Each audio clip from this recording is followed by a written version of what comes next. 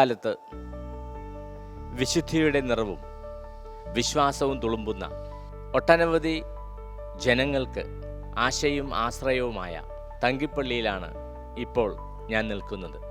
ഇവിടെ ഒരു പ്രത്യേകതയുണ്ട്.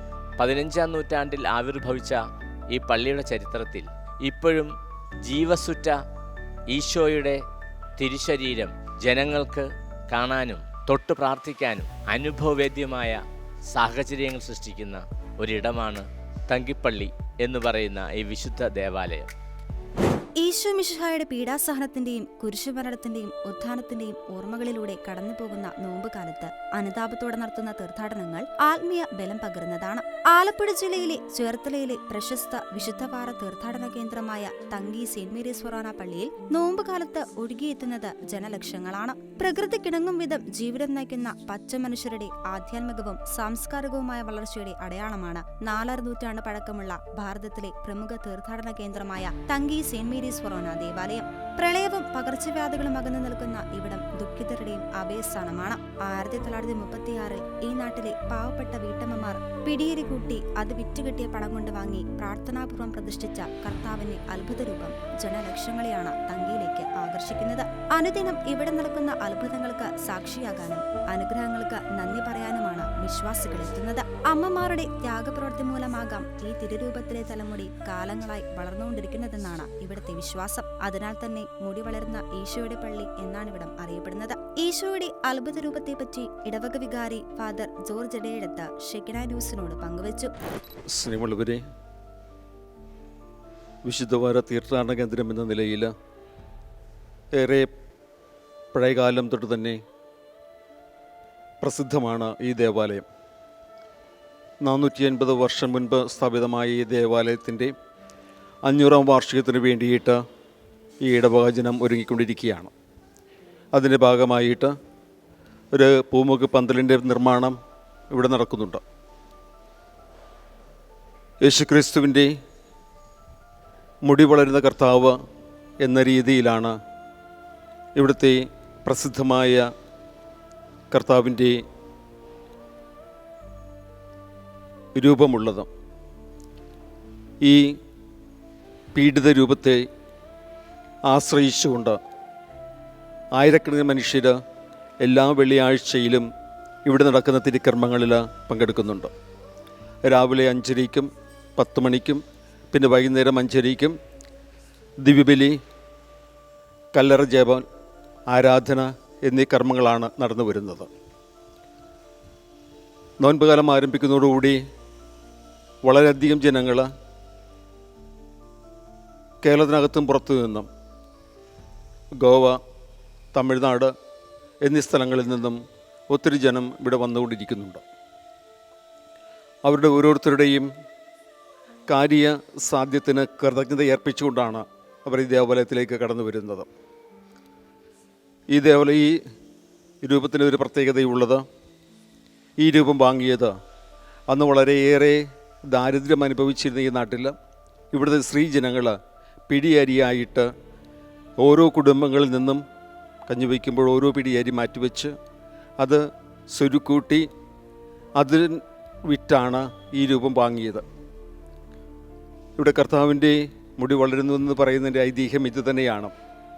ഇങ്ങനെ സ്ത്രീജനങ്ങൾ വളരെ ത്യാഗപൂർവം നടത്തിയ ശ്രമത്തിൻ്റെ ഫലമായിട്ടാണ് ഈ രൂപം വാങ്ങിയത് എന്നുള്ളത് കൊണ്ട് യേശുവിൻ്റെ പ്രതിസമ്മാനമായി സ്ത്രീകളുടെ പോലെ ഈശോയുടെ മുടിയും ഇവിടെ വളരുന്നുണ്ട്.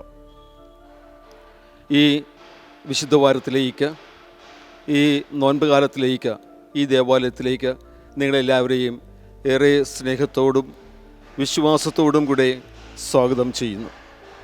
അമ്മമാരുടെ ത്യാഗസ്മരണയ്ക്കായി പള്ളിയിൽ നടത്തുന്ന പ്രധാന നേർച്ചയാണ് പിടിയേരി സമർപ്പണം. നാടിന്റെ നാനാഭാഗങ്ങളിൽ നിന്നെത്തുന്ന വിശ്വാസികൾ പിടിയേരി വാങ്ങി തലയിൽ ചുമന്ന് തങ്ങളുടെ ജീവിതമാർഗമെല്ലാം കർത്താവിന്റെ കബറിടത്തിൽ സമർപ്പിക്കുന്ന കാഴ്ച ഏത് കഠിന ഹൃദയന്റെയും കരളലിയിക്കും. പരിശുദ്ധ കാണിക്ക മാതാവിന്റെ രൂപത്തെപ്പറ്റി സഹവികാരി father Lobo Lawrence secretary Shekinah ന്യൂസിനോട് പങ്കുവച്ചു. തങ്കിപ്പള്ളിയിലെ പരിശുദ്ധ കാണിക്ക മാതാവിന്റെ വിശുദ്ധ മണ്ണിലേക്ക് ഏവർക്കും സ്വാഗതം. നമ്മളിപ്പോഴായിരിക്കുന്നത് കാണിക്ക മാതാവിൻ്റെ തൊട്ടിൽ നേർച്ചയുടെ അടുത്താണ്.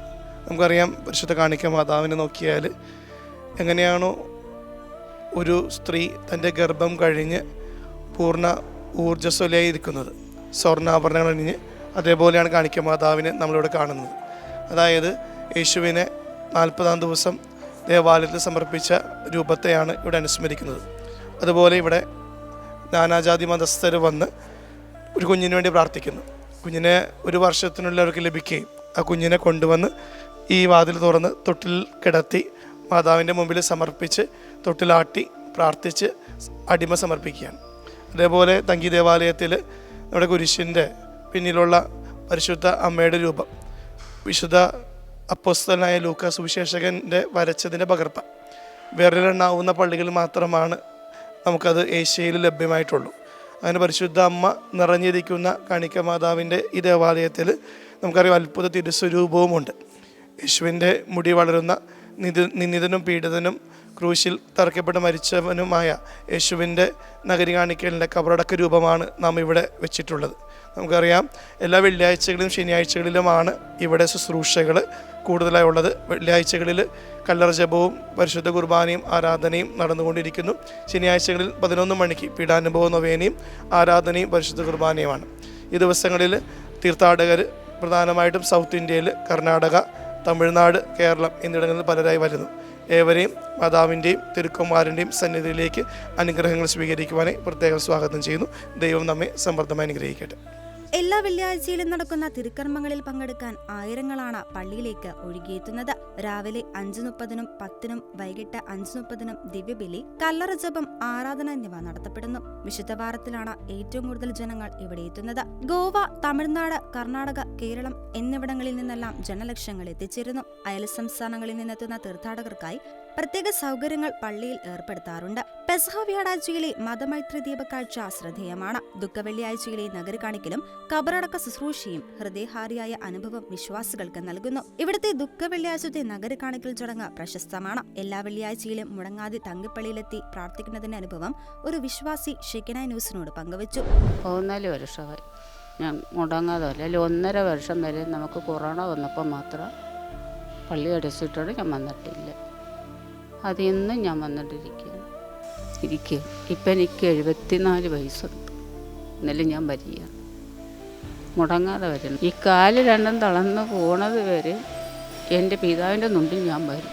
വർഷത്തിൽ എല്ലാ ദിവസവും ഇവിടെ കബറിടം സന്ദർശിച്ച് പ്രാർത്ഥിക്കുവാനും നേർച്ച കാഴ്ചകൾ അർപ്പിക്കുവാനും സൗകര്യമുണ്ട്. ശാന്തിയുടെയും സമാധാനത്തിന്റെയും ഈ സ്നേഹതീരം തേടിയെത്തുന്നവരെ സ്വീകരിക്കാനായി തങ്കി ഒരുങ്ങിക്കഴിഞ്ഞു. ഷെക്കിനായ് ന്യൂസ്, ആലപ്പുഴ.